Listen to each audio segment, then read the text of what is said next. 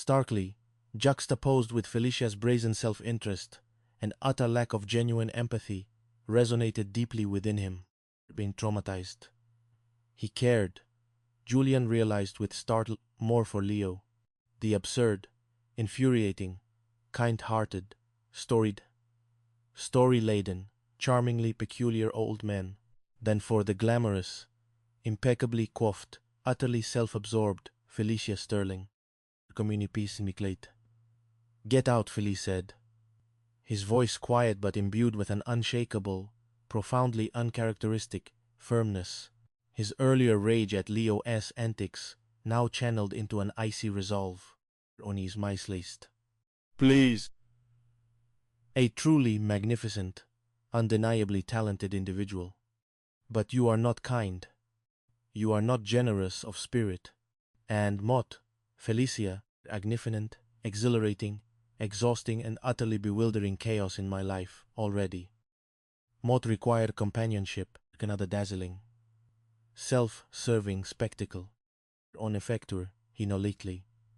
Felicia, utterly stunned, abruptly punctured by Julian's unexpected, brutal honesty, spluttered indignantly, resembling a peacock, suddenly stripped of its dazzling plumage.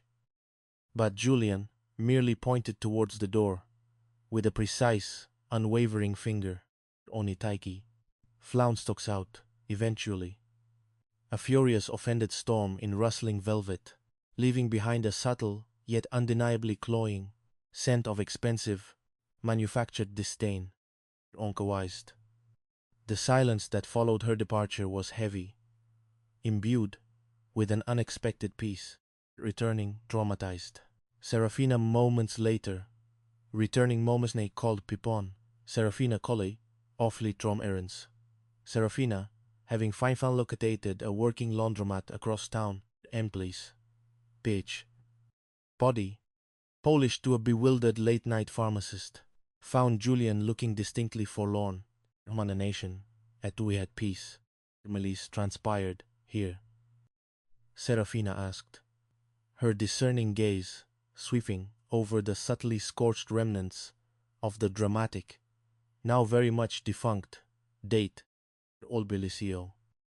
He has departed, Julian said, his voice low tinged with the regret he expected to feel so acutely, in a momentary traumatize. Mort, in a momentary lapse of personal offended him. And then, as if attempting a desperate act of moral recompense, Mort, with surprisingly profound theatrical flair, terminated my own magnificent date in a truly dramatic, utterly memorable, yet ultimately pointless quamati aklide. Bao lolinofen, belonki, neurofinor.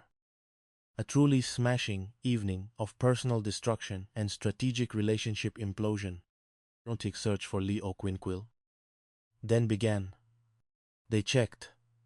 The salty, Squid Tavern, the windswept Port Solara boardwalk, every seedy motel that dotted the coastline. No sign of the wily elder, only too traumatized. Just as a profound, creeping despair began to set in, a small, knowing voice, imbued with a mischievous, almost impish glee, called out from behind the particularly voluminous, undeniably sentient-looking philodendron in their communal lounge, pursuing. My elusive personage, my young, perpetually flustered friends. Leo Quill emerged, beaming, radiating an aura of serene contentment. He was cradling a small, remarkably robust potted orchid, nearly collapsed with relief. Leo, we were worried sick. What on earth transpired? And where, pray tell, did you procure that aggressively cheerful, floral specimen? The beanie guessed. Leo, ever the charmer, simply chuckled, his eyes twinkling. Bean. Mott merely experienced a profound epiphany, and, during my peregrinations, Mott most fortuitously, and indeed serendipitously, encountered two cherished old acquaintances. And now, Julian, own ban and bleach near. Of unexpected domestic fate, Maud have new roommates, onto nature, had been tently. He then, with a grand gesture, introduced Lily and Alice, two equally spry, remarkably cheerful, and undeniably mischievous older women, who, as fate would have it, serendipitously shared a surprisingly spacious two-bedroom apartment nearby. Ostais Forstais. They were, Leo declared, just as eager for stimulating intellectual companionship and vigorous checkers tournaments as he was. They had, with admirable efficiency, recently established their own utopian, vibrant, communal living space, which they affectionately designated the Evergreen Haven. From Alice.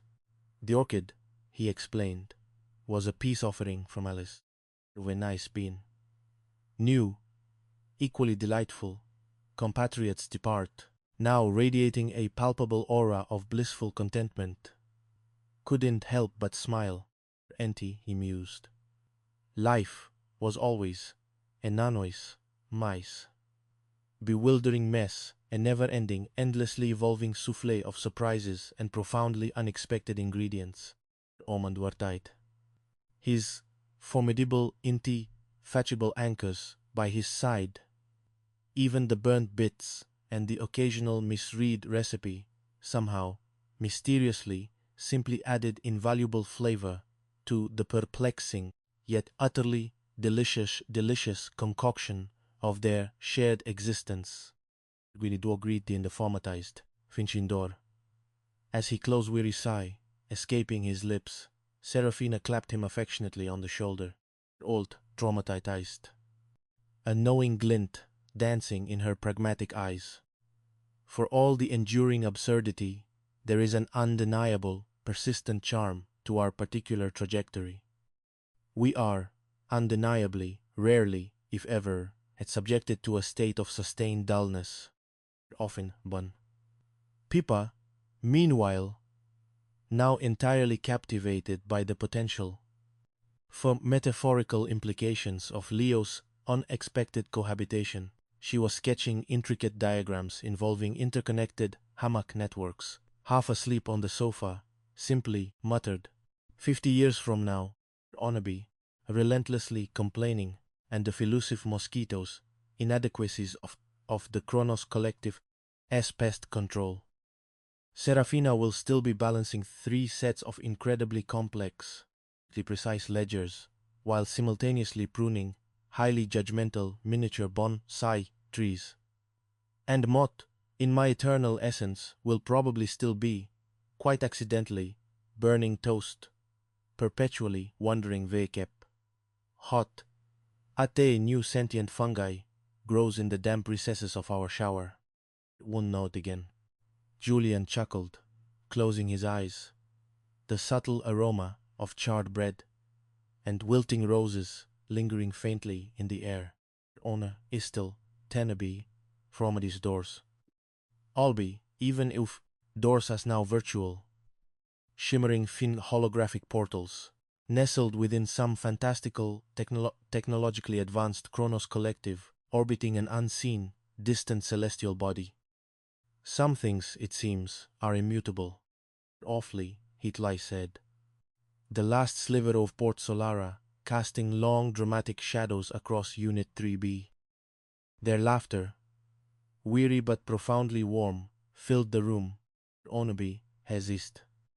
The scrapes, the bruises, the misunderstandings, the countless glorious eccentricities, they were all just essential, indelible chapters in their unfolding, exquisitely unique story.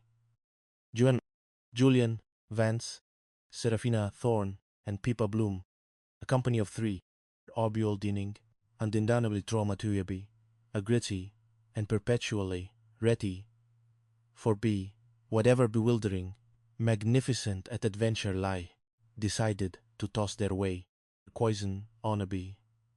Even if that adventure involved the occasional, aggressive real possibility of accidentally convincing their bewildered landlord that he was the benevolent, if somewhat perennially agitated, king of a completely fictitious